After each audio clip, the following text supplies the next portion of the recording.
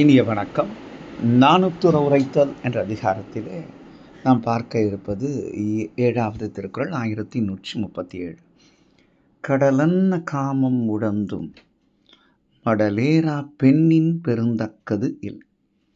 அழகா, அதாவது ஆண்கள் மடலேறுதல், ஆண்கள் பெண்களுக்காக போராடுதல், இவற்றையெல்லாம் சொன்ன வள்ளுவர், பெண் மடலேறும் பழக்கம் உண்டா? ஏன்னா காதல் 2 பக்கம் தானே இருக்கணும் இல்லையா? அப்போ ஆண் மட்டும் மடல் ஏறலாம், பெண் ஏறக்கூடாதா? அப்படிலாம் நமக்கு ஐயங்கள் வரலாம். அதனால் இங்கே தெளிவாக சொல்கிறார்.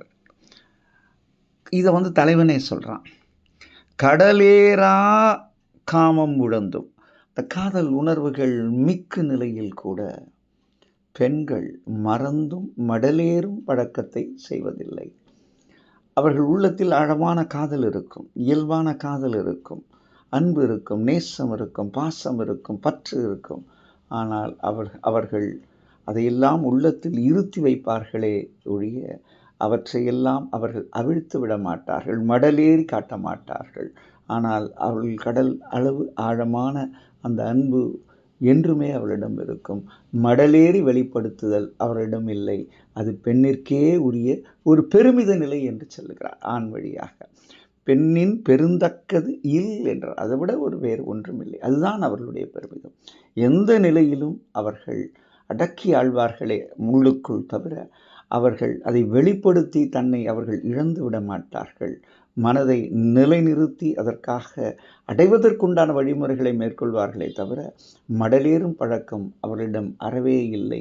அதுதான் பெண்ணின் பெருமிதம், அதுதான் பெண்ணினுடைய உயர்நிலை, அவர்களுடைய அந்த பெருந்தக்க நிலை என்று வள்ளுவர் ஒரு கூட்டி அந்த சொல்லிலே ஒரு அழுத்தத்தை, அந்த சொல்லிலே ஒரு ஆழத்தை, சொல்லிலே ஒரு இலக்கணத்தை பெண்ணுக்காக சமைத்து தருகிறார். பெண்ணின் பெருந்தக்கது என்ன காதல் உணர்வுகள் மிக்கும் நிலையிலும் அவர்கள் இழப்பதில்லை, மாறாக இழந்து விடுவதும் இல்லை. அதாவது அதை அவர்கள் அடைவார்கள், ஆனால் வெளிக்காட்ட மாட்டார்கள் என்பதை மிக அழகாக, அது மடலேறி காட்ட மாட்டார்கள் என்பதை தெளிவுபடுத்தும் இடமாக இந்த குறள் அமைந்திருக்கிறது என்று சொல்லி இந்த நாள் இனிய நாளாக இதய வாழ்த்துக்கள். நன்றி, வணக்கம்.